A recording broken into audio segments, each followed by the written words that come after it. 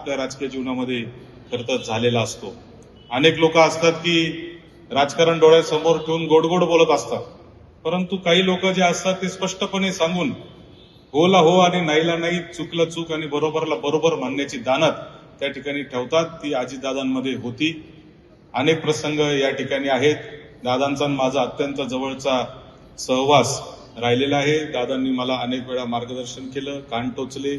सगळ्या पद्धतीने दादांनी जसं जसं त्यांच्या मुलांशी ते बोलले असतील तशाच पद्धतीचा संवाद अनेक वेळा माझ्याशी देखील त्यांनी केला. आणि याचा मला एक विशेष आनंद आहे की माझ्या जीवनात तो पण एक अनुभव मला मिळून गेलेला आहे. मी 2007ला जिल्हा परिषद सदस्य झाल्यापासून दादांचा आणि माझा सहवास अत्यंत जवळून यायला लागला. राजकीय चर्चा आमच्या होऊ लागल्या आणि त्यांना एक विश्वास पटला की नक्कीच सत्यजित सांगतो म्हणजे त्याच्यामध्ये काहीतरी तथ्य असेल. अनेक मोठ्या व्यासपीठांवरून देखील त्यांनी ही गोष्ट जाहीर भाषणांमधून सांगितली. आताच दिलीपराव शिंदे साहेबांनी मी येण्याच्या आधी जो विधानसभेच्या निवडणुकीचा प्रसंग सांगितला. मी विधानसभेच्या निवडणुकीला माझ्या काही सहकाऱ्यांसाठी तिकीट मागायला गेलो तर त्यावेळेस माझ्या शब्दावर शिंदे सेनेबरोबर मैत्रीपूर्ण लढत करून त्या ठिकाणी त्यांनी उमेदवारांना संधी दिली. एवढंच नाही तर मला रात्री फोन करायचे आणि मला म्हणायचे उमेदवारांनी त्यांना पाहिलेलं नाही, त्यांनी उमेदवार पाहिलेले नाही, फक्त माझ्या भरोश्यावरच तिकीट दिलेलं. आणि अशा लोकांना मला रात्री फोन करून सांगायचे बघ बरं का, तुझी जबाबदारी आहे, तुझ्या शब्दावर तिकीट दिलेलं आहे, पाहिजे ते कर, परंतु सीट निवडून आलं पाहिजे. आणि ज्यावेळेस आम्ही त्यांना ते आमदार घेऊन गेलो आणि त्यांच्या समोर उभे केले त्यावेळेस दादांनी मला मिठी मारून सांगितलं की मानलं बाबा तुला. त्यांची एक स्टाईल होती अशी हात करायची, मानलं बाबा तुला असं म्हणून त्यांनी त्या ठिकाणी आमचं अभिनंदन केलं. 2012-13ची एक गोष्ट आहे, खरं तर ती सांगितली पाहिजे कारण दादांचा रोखठोक आणि स्पष्ट वक्तेपणाबद्दल अनेक लोक बोलतात. पण एक महाराष्ट्राच्या आपल्या सगळ्या राजकीय जीवनामध्ये आपण ती गोष्ट मला असं वाटतं की स्वीकारलेली होती सगळ्या कार्यकर्त्यांनी की दादा स्पष्ट बोलणारे. म्हणून अधिकारी जाताना घाबरायचे, जे खरं असेल तेच घेऊन जावं लागायचं, अर्धवट माहितीने कोणी जाऊ शकायचं नाही. तयारी नसेल आणि दादांनी जर वेडावागडा प्रश्न विचारला तर तिथंच त्याचं बंदोबस्त ते करायचे. त्याच्यामुळे प्रत्येक जण जे आहे ते अतिशय विचारपूर्वक त्यांच्या समोर जायचं.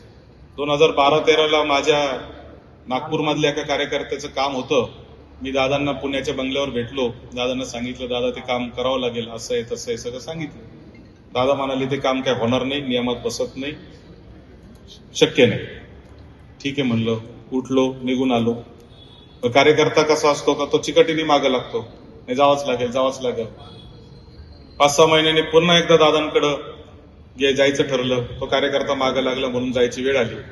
मंत्रालयात मी ज्यावेळेस गेलो त्यावेळेस दादा मंत्रालयातून उतरत होते आणि उतरत असताना मी रस्त्यात त्यांनी मला पाहिलं. मला म्हणले काय रे काय करतोय? म्हणलं काय नाही दादा, एक काम होतं महत्वाचं, बोलायचं होतं. हा गाडीत बस गाडीत बस. गाडीत बसवलं. गाडीत बसल्यावर मला म्हणले हा बोल काय. आता जे मंत्रालयात जातात त्यांना माहितीये पोर्च पासून गेट म्हणजे 50-100 मीटर सुद्धा अंतर नाही. मला म्हणले हा बोल काय. मी म्हणलं काही नाही दादा, ते मागे एक विषय तुम्हाला सांगितला होता, तर ते जर झालं तर बरं होईल, त्या कार्यकर्त्याचं जरा लाईन लागून जाईल. अरे तुला सांगितलं ना म्हणले काम होणार नाही. त्या ड्रायव्हरला म्हणले गाडी थांबव, याला उतरव. मला उतरून दिलं. बरं विशेष म्हणजे सुजय दादा मला त्याचं अजिबात वाईट वाटलं नाही. मला त्या गोष्टीचं वाईट वाटलं नाही कारण मी मनाची तयारी करूनच गेलो होतो की आपण अवघड काम सांगतोय, दादा आपल्याला काही बोलू शकतात पण आपल्या सहकार्यासाठी आपल्याला ते करावं लागेल हे मला माहित होतं. मी तिथं गेलो. अनेक वेळा या स्पष्ट वक्तेपणाचं नुकसान हे अनेक लोकांना होत असतं. मी पण त्याच स्वभावाचा आहे. अनेक वेळा मी स्पष्टपणे हो नाही सांगत असतो. लोकांना खेटा मारायला लावणं हे आम्हाला पटत नाही. तिथं आपले डॉक्टर सुजय विखे पाटील बसलेत, त्यांच्याबद्दलही लोक असंच बोलतात की ते स्पष्टपणे हो नाही सांगतात.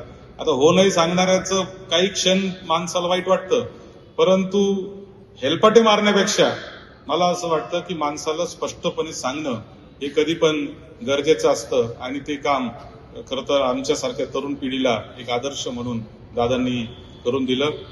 दादांच्या खूप आठवणी माझ्या जीवनामध्ये आहेत.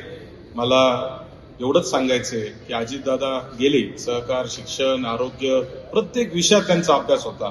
ते उत्तम आर्किटेक्टला लाजवतील इतक्या चांगल्या पद्धतीने काम करायचे. एखाद्या इंजिनियरला लाजवतील अशा पद्धतीने त्यांचा अभ्यास होता. एखाद्या वकिला लाजवेल इतक्या चांगल्या पद्धतीचा कायदेशीर अभ्यास त्यांचा होता.